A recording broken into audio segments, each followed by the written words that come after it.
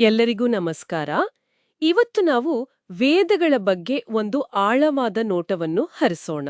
ನಮಸ್ಕಾರ. ವಿಶೇಷವಾಗಿ ಆಚಾರ್ಯ ಅಗ್ನಿವ್ರತ ನಿಷ್ಠಿಕ್ ಅವರ ಕೆಲವು ವಿಚಾರಗಳನ್ನ ಆಧಾರವಾಗಿಟ್ಕೊಂಡು ವೇದ ಅಂದ್ರೆ ಬರೀ ಜ್ಞಾನ ಸಂಗ್ರಹಣನ ಅಥವಾ ಅದಕ್ಕೂ ಮೀರಿದ ಏನಾದ್ರೂ ಇದೆಯಾ ಅಂತ ನೋಡೋಣ. ಖಂಡಿತ. ಸಾಮಾನ್ಯವಾಗಿ ವೇದ ಅಂದ್ರೆ ಜ್ಞಾನ, ತಿಳುವಳಿಕೆ ಅಂತಾನೆ ನಾವು ಅನ್ಕೋತೀವಿ. ಆದ್ರೆ ಈ ಮೂಲದಲ್ಲಿ ಅಂದ್ರೆ ಆಚಾರ್ಯರ ದೃಷ್ಟಿಯಲ್ಲಿ ಇದು ಅದಕ್ಕಿಂತ ಹೆಚ್ಚು. ಹೇಗೆ? ಅಂದ್ರೆ ವೇದಗಳು ಕೇವಲ ಇತಿಹಾಸ ಅಲ್ಲ, ಭೂಗೋಳ ಅಲ್ಲ, ಅಥವಾ ರಾಜರ ಕಥೆಗಳಲ್ಲ. ಅದೊಂದು ನಿತ್ಯ ಜ್ಞಾನ. ನಿತ್ಯ ಜ್ಞಾನ? ಹೌದು. ಅಂದ್ರೆ ಸೃಷ್ಟಿಯ ಆರಂಭದಲ್ಲಿ ಋಷಿಗಳು ತಮ್ಮ ಸಮಾಧಿ ಸ್ಥಿತಿಯಲ್ಲಿ ಆ ಸ್ಥಿತಿಯಲ್ಲಿ ನೇರವಾಗಿ ಗ್ರಹಿಸಿದ ಜ್ಞಾನ. ಇದು ಶಾಶ್ವತವಾದದ್ದು, ಬದಲಾಗದ್ದು ಅಂತ ಅವರ ವಾದ. ಓ, ಅಂದ್ರೆ ಮನುಷ್ಯರು ರಚಿಸಿದ್ದಲ್ಲ, ಬದಲಿಗೆ ಅದು ಗ್ರಹಿಸಲ್ಪಟ್ಟಿದ್ದು. ಸರಿ ಸರಿ.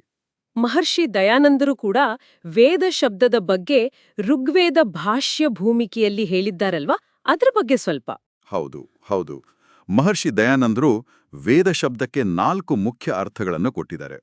ಜ್ಞಾನ ಅಂದ್ರೆ ವಿಜ್ಞಾನ, ಆಮೇಲೆ ಜ್ಞಾನಿಗಳಾಗಲು ಸಹಾಯ ಮಾಡೋದು, ಎಲ್ಲ ಸುಖಗಳನ್ನು ಪಡೆಯಲು ದಾರಿ, ಮತ್ತೆ ಸತ್ಯ ಯಾವುದು ಅಸತ್ಯ ಯಾವುದು ಅಂತ ವಿವೇಚನೆ ಮಾಡೋಕೆ ಒಂದು ಸಾಧನ. ಇವು ಅದರ ಮಹತ್ವವನ್ನು ತಿಳಿಸುತ್ತವೆ. ನಿಜ. ಆದ್ರೆ ಆಚಾರ್ಯರು ಇದರ ಸ್ವರೂಪದ ಮೇಲೆ ಹೆಚ್ಚು ಗಮನ ಹರಿಸ್ತಾರೆ. ಇದು ಕೇವಲ ಒಂದು ಆಬ್ಸ್ಟ್ರಾಕ್ಟ್ ಐಡಿಯಾ ಅಲ್ಲ, ಇದು ಬ್ರಹ್ಮಾಂಡದ ಅಸ್ತಿತ್ವದ ಜೊತೆಗೆ ಬೆಸೆದುಕೊಂಡಿರೋ ಒಂದು ಜ್ಞಾನ ಅಂತ. ಸರಿ. ಈ ನಿತ್ಯ ಜ್ಞಾನದ ಕಲ್ಪನೆಯಿಂದ ಮುಂದುವರೆದರೆ ಅದು ನಮ್ಮನ್ನ ಅಂದ್ರೆ ಕೇಳುಗರ ಆತ್ಮವನ್ನು ಹೇಗೆ ತಲುಪುತ್ತೆ ಅನ್ನೋದರ ಬಗ್ಗೆ ಕೂಡ ಒಂದು ವಿವರಣೆ ಇದೆ ಅಲ್ವಾ? ವಾಣಿಯ 4 ಹಂತಗಳು: ವೈಖರಿ, ಮಧ್ಯಮ. ಹೌದು ಹೌದು. ವೈಖರಿ, ಮಧ್ಯಮ, ಪಶ್ಯಂತಿ ಮತ್ತು ಪರ ಅಂತ. ಇದು ನಿಜಕ್ಕೂ ಬಹಳ ಇಂಟ್ರೆಸ್ಟಿಂಗ್ ಆದ ವಿಷಯ. ಹೇಳಿ, ಅದೇನು ಅಂತ. ಈಗ ನೋಡಿ, ವೈಖರಿ ಅಂದ್ರೆ ನಾವು ಬಾಯಿಂದ ಮಾತಾಡೋ ಶಬ್ದ ಗಾಳಿಯಲ್ಲಿ ತರಂಗಗಳಾಗಿ ಹೋಗಿ ಕಿವಿಗೆ ಕೇಳಿಸೋದು. ಇದು ಫಿಸಿಕಲ್ ಸೌಂಡ್ ವೇವ್ಸ್. ಸರಿ, ಇದು ನಮ್ಗೆಲ್ಲ ಗೊತ್ತಿರೋದು. ಆಮೇಲೆ ಮಧ್ಯಮ. ಇಲ್ಲಿ ಕಿವಿಯ ಹೊರಗಡೆ ಆ ತಮಟೆಯು ಈ ಭೌತಿಕ ಕಂಪನಗಳನ್ನ ವಿದ್ಯುತ್ ಸಂಕೇತಗಳಾಗಿ ಅಂದ್ರೆ ಎಲೆಕ್ಟ್ರಿಕಲ್ ಸಿಗ್ನಲ್ಸ್ ಆಗಿ ಪರಿವರ್ತಿಸಿ ಮೆದುಳಿಗೆ ಕಳಿಸುತ್ತೆ. ಇಲ್ಲಿವರೆಗೆ ಮಾಡರ್ನ್ ಸೈನ್ಸ್ ಕೂಡ ಒಪ್ಪುತ್ತೆ. ಹಾಗಾದ್ರೆ ಪಶ್ಯಂತಿ ಮತ್ತು ಪರ ಅವೇನು? ಇಲ್ಲಿಂದ ವಿಷಯ ಸ್ವಲ್ಪ ಗಹನವಾಗುತ್ತೆ. ಪಶ್ಯಂತಿ ಅಂದ್ರೆ ಮೆದುಳು ಆ ಎಲೆಕ್ಟ್ರಿಕಲ್ ಸಿಗ್ನಲ್ಸ್ನ ಕೇವಲ ರಿಸೀವ್ ಮಾಡೋದಲ್ಲ, ಅದನ್ನು ಗ್ರಹಿಸಿ ಅರ್ಥ ಮಾಡ್ಕೊಳ್ಳೋದು. ಆ ಜ್ಞಾನದ ಒಂದು ರೀತಿಯ ದರ್ಶನವನ್ನ ಪಡೆಯೋದು ಅಂತ ಹೇಳ್ಬೋದು. ಜ್ಞಾನದ ದರ್ಶನ. ಹೌದು. ಕೇವಲ ಡಿಕೋಡಿಂಗ್ ಅಲ್ಲ, ಅದು ಒಂದು ಆಂತರಿಕ ತಿಳುವಳಿಕೆ. ಇನ್ನು ಪರಾಸ್ಥಿತಿ ಇದೆಯಲ್ಲ, ಅದು ಅತ್ಯಂತ ಸೂಕ್ಷ್ಮವಾದದ್ದು. ಹೇಗೆ? ಈ ಮೂಲದ ಪ್ರಕಾರ ಮನಸ್ಸು ಅದೂ ಕೂಡ ಜಡವಸ್ತು ಅಂತಲೇ ಪರಿಗಣಿಸಲ್ಪಟ್ಟಿದೆ.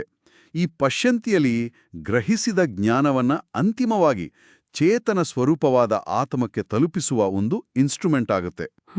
ಮನಸ್ಸು ಒಂದು ಸಾಧನವಾಗಿ. ಹೌದು. ಈ ಪಶ್ಯಂತಿ ಮತ್ತು ಪರಾಹಂತಗಳು ಹೇಗೆ ಕೆಲಸ ಮಾಡ್ತವೆ ಅನ್ನೋದು ಸದ್ಯದ ವೈಜ್ಞಾನಿಕ ಭಾಷೆಯಲ್ಲಿ ಹೇಳೋದು ಕಷ್ಟ.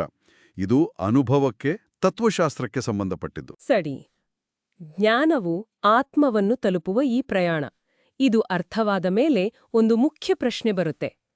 ಈ ಜ್ಞಾನ ಅಂದ್ರೆ ವೇದ, ಇದರ ನಿಜವಾದ ಸ್ವರೂಪ ಏನು?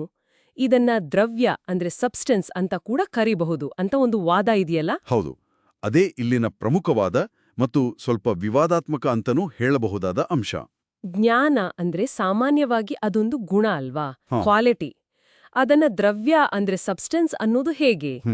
ನೋಡಿ, ಮೊದಲಿಗೆ ಶಬ್ದವನ್ನೇ ತಗೊಳ್ಳೋಣ. ಧ್ವನಿ ಅದು ಬರೀ ತರಂಗನ ಅಲ್ಲ, ಅದು ಗಾಳಿಯ ಕಣಗಳ ಚಲನೆ, ಒತ್ತಡದ ವ್ಯತ್ಯಾಸ. ಅಂದ್ರೆ ಅದಕ್ಕೆ ಒಂದು ಭೌತಿಕ ಆಯಾಮ ಇದೆ. ಅದು ಜಾಗವನ್ನು ಆಕ್ರಮಿಸುತ್ತೆ, ಶಕ್ತಿಯನ್ನು ಹೊಂದಿದೆ. ಸರಿ, ಹೌದು. ಅದಕ್ಕಿಂತ ಮುಂದೆ ಹೋಗಿ ಆಚಾರ್ಯರು ಗೋಪೋತ ಬ್ರಾಹ್ಮಣದ ವಾಕ್ಯಗಳನ್ನು ಉಲ್ಲೇಖ ಮಾಡ್ತಾರೆ. ಛಂದೋ ವೈ ವೇದಃ ಅಂದ್ರೆ ಛಂದಸ್ಸೇ ವೇದ. ಆಮೇಲೆ ಪ್ರಾಣೋ ವೈ ಛಂದಃ ಅಂದ್ರೆ ಪ್ರಾಣವೇ ಛಂದಸ್ಸು. ಛಂದಸ್ಸು ಅಂದ್ರೆ ಮಂತ್ರಗಳು, ಪ್ರಾಣ ಅಂದ್ರೆ ಜೀವಶಕ್ತಿ. ಇವು ಹೇಗೆ ದ್ರವ್ಯ ಆಗ್ತವೆ? ಪ್ರಾಣವನ್ನ ನಾವು ಎನರ್ಜಿ ಅಂತಲ್ವಾ ತಿಳ್ಕೊಂಡಿರೋದು? ಒಳ್ಳೆ ಪ್ರಶ್ನೆ. ಆಚಾರ್ಯರ ತರ್ಕ ಹೀಗಿದೆ. ಮಂತ್ರಗಳನ್ನ ಅಂದ್ರೆ ಛಂದಸ್ಸನ್ನ ಉಚ್ಚರಿಸಿದಾಗ ಅವು ಧ್ವನಿ ರೂಪದಲ್ಲಿ ಹೊರಬರ್ತವೆ. ಆ ಧ್ವನಿಗೆ ಭೌತಿಕ ಅಸ್ತಿತ್ವ ಇದೆ, ಸರಿತಾನೆ? ಹೌದು. ಹಾಗೆಯೇ ಪ್ರಾಣವನ್ನು ಕೇವಲ ಎನರ್ಜಿ ಅನ್ನೋದಕ್ಕಿಂತ ಅದೊಂದು ಅತಿ ಸೂಕ್ಷ್ಮವಾದ ವಾಯುವಿನ ರೂಪ, ಅದೂ ಕೂಡ ಒಂದು ರೀತಿಯ ದ್ರವ್ಯವೇ ಅಂತ ಪರಿಗಣಿಸಲಾಗುತ್ತೆ. ಓ, ಪ್ರಾಣವೂ ದ್ರವ್ಯವೇ? ಹೌದು, ಯೋಗಶಾಸ್ತ್ರಗಳಲ್ಲಿ ಆ ರೀತಿ ಉಲ್ಲೇಖ ಇದೆ. ಹಾಗಾಗಿ ಪ್ರಾಣವೇ ಛಂದಸ್ಸಾಗಿ, ಛಂದಸ್ಸೇ ವೇದವಾದರೆ ಆಗ ವೇದವೂ ಕೂಡ ಕೇವಲ ಒಂದು ಆಬ್ಸ್ಟ್ರಾಕ್ಟ್ ಜ್ಞಾನ ಅಲ್ಲ, ಅದೊಂದು ಅತಿ ಸೂಕ್ಷ್ಮವಾದ ದ್ರವ್ಯ ರೂಪವನ್ನು ಹೊಂದಿರಬಹುದು. ಇದು ಅವರ ವಾದ. ಅಂದ್ರೆ ಈ ದ್ರವ್ಯ ಸಿದ್ಧಾಂತವನ್ನ ಒಪ್ಕೊಂಡ್ರೆ ವೇದ ಮಂತ್ರಗಳನ್ನ ಹೇಳಿದಾಗ ಅದು ಬರೀ ಶಬ್ದ ಅಲ್ಲ, ಅದು ನಮ್ಮ ಸುತ್ತಲಿನ ಸೂಕ್ಷ್ಮ ಪರಿಸರದ ಮೇಲೆ ಅಥವಾ ನಮ್ಮ ಪ್ರಜ್ಞೆಯ ಮೇಲೆ ಏನೋ ಒಂದು ಭೌತಿಕ ಅಥವಾ ಸೂಕ್ಷ್ಮ ಭೌತಿಕ ಪ್ರಭಾವ ಬೀರಬಹುದು ಅಂತ ಆಗುತ್ತೆ. ನಿಖರವಾಗಿ ಅದೇ ಆಲೋಚನೆ. ಇದು ನಮ್ಮ ತಿಳುವಳಿಕೆಯನ್ನ ವಿಸ್ತರಿಸುತ್ತಲ್ವಾ? ಖಂಡಿತ. ವೇದಗಳು ಕೇವಲ ಓದಿ ತಿಳಿಯೋ ವಿಷಯ ಅಲ್ಲ ಅವು ಅನುಭವಕ್ಕೆ ಬರುವ, ಪ್ರಭಾವ ಬೀರುವ ಒಂದು ಸೂಕ್ಷ್ಮ ವಸ್ತು ಆಗಿರಬಹುದಾ? ಈ ಸಾಧ್ಯತೆ ನಿಜಕ್ಕೂ ಹೌದು. ಇದು ಕೇವಲ ಒಂದು ಫಿಲಸಾಫಿಕಲ್ ಚರ್ಚೆ ಅಲ್ಲ. ಇದು ಜ್ಞಾನ, ಶಬ್ದ, ಪ್ರಾಣ ಮತ್ತು ನಮ್ಮ ಪ್ರಜ್ಞೆ ಇವುಗಳ ನಡುವಿನ ಆಳವಾದ ಸಂಬಂಧವನ್ನು ಹುಡುಕುವ ಪ್ರಯತ್ನ.